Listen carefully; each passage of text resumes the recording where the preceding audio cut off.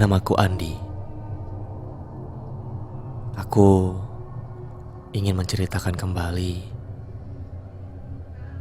kisah yang sebetulnya tidak ingin kuceritakan. Namun, semoga kisah ini menginspirasi kawan-kawan dan semoga tidak terjadi kepada kalian.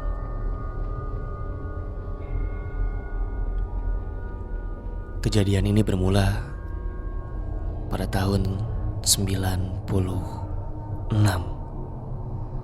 saat usiaku 8 tahun. Saat itu aku masih tinggal di kampung halamanku. Kejadian yang takkan pernah terlupakan sampai kapanpun. Aku berasal dari salah satu desa di Jawa Barat, tak jauh dari perbatasan antara Jawa Barat dan Jawa Tengah.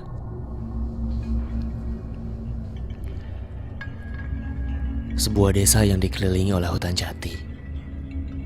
Desa yang tanahnya tergolong kurang subur dan sering dilanda kekeringan.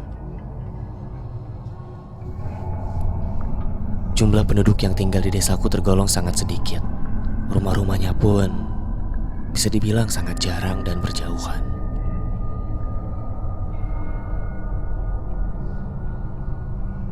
Maklum, karena sering dilanda kekeringan,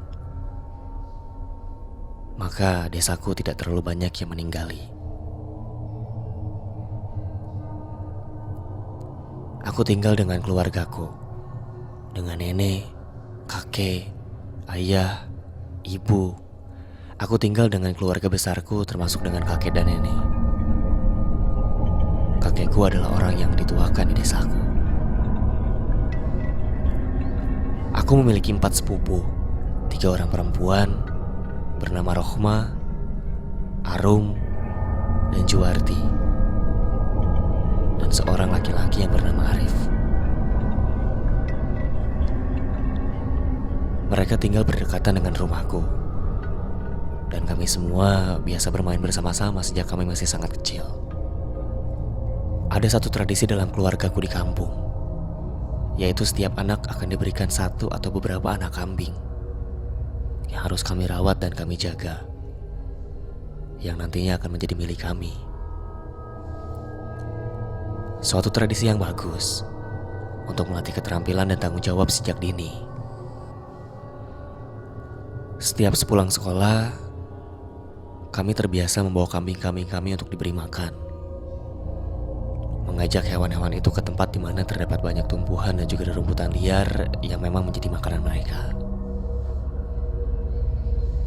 Seperti hari itu, rencananya kami akan membawa kambing-kambing kami menuju ke sebuah bukit kecil yang letaknya lumayan jauh dari desa.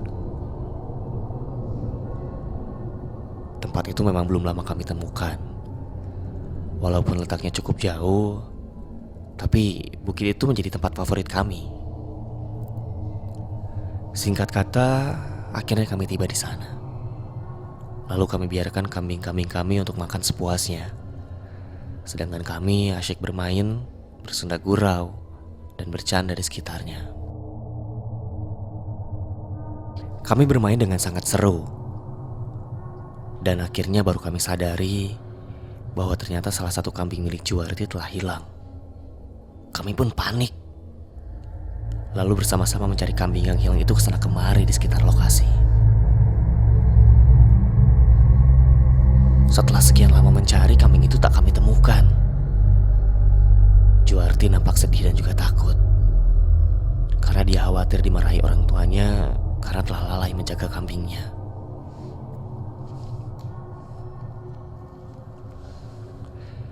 Tapi karena hari mulai sore, Rohma yang paling tua memutuskan untuk mengajak kami pulang dan memberitahukan kejadian ini kepada keluarga. Ya, supaya mereka juga bantu mencari. Juwarti yang kehilangan kambing nampak tidak setuju. Dia bersikeras tidak mau pulang sebelum kambingnya ditemukan. Akhirnya kami sepakat untuk pulang terlebih dahulu dan meninggalkan Juwarti. Rencananya, kami nanti akan kembali lagi, membawa bala bantuan untuk bersama-sama mencari kambing Juwarti yang hilang. Dan keputusan meninggalkan Juwarti sendirian di sana adalah sebuah keputusan yang fatal, yang akhirnya akan selalu kami sesali sampai hari ini. Sesampainya di rumah, kami menceritakan semua kejadian kepada keluarga kami. Lalu kakek beserta keluarga laki-laki yang lain pergi kembali ke bukit untuk membantu mencari. Tapi anehnya, sesampainya di bukit, mereka tidak menemukan Juwarti di sana.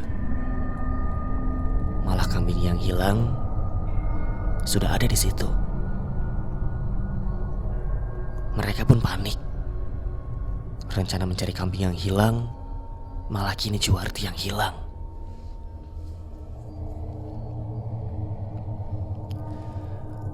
Kakekku dan semua yang ada sibuk mencari, berteriak-teriak memanggil, menelusuri semua sudut dan semak-semak, bahkan sampai mencari ke sebuah jurang kecil yang letaknya tak jauh dari situ.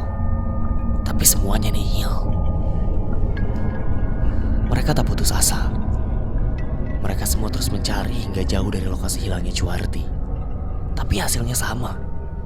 Tak ada tanda-tanda dari Juwarti. Hari semakin gelap. Sebentar lagi maghrib. Kakekku dan yang lainnya akhirnya memutuskan untuk kembali pulang dan meminta pertolongan penduduk untuk membantu mencari Juwarti. Selepas maghrib, kakekku dan sebagian penduduk laki-laki serentak berangkat kembali ke bukit dengan membawa senter dan alat penerangan yang lain.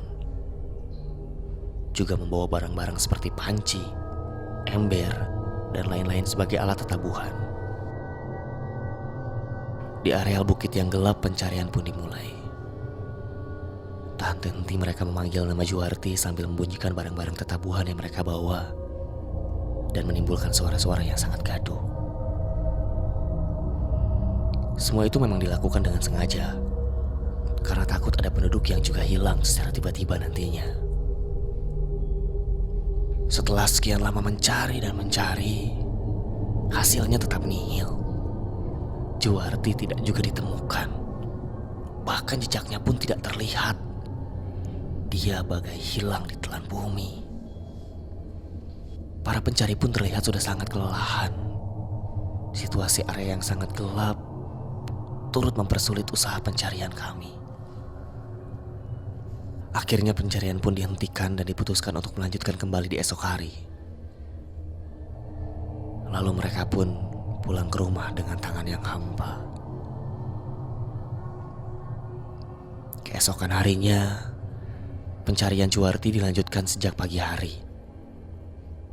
Warga yang ikut mencari pun jumlahnya bertambah banyak. Semangat gotong royong masih sangat terasa kental saat itu. Tapi